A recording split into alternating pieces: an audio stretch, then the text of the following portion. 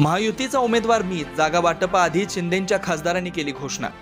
सध्या राज्यात राजकीय घडामोडींना प्रचंड वेग आलाय। लोकसभा निवडणुकीसाठीही प्रत्येक पक्षाकडून जय्यत तयारी केली जाते।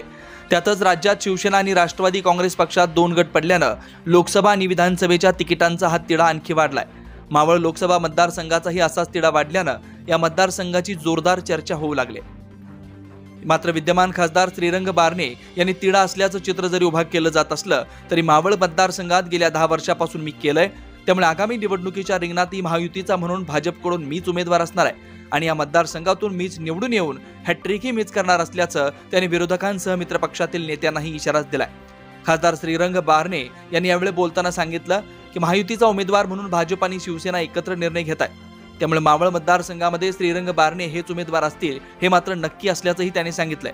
कारण मुख्यमंत्री एकनाथ शिंदे आणि उपमुख्यमंत्री देवेंद्र फडणवीस यांनी मला मावळ मतदारसंघामध्ये तुम्ही तुमच्या कामाला सुरुवात करा अशाही सूचना दिल्याचं सांगितलंय।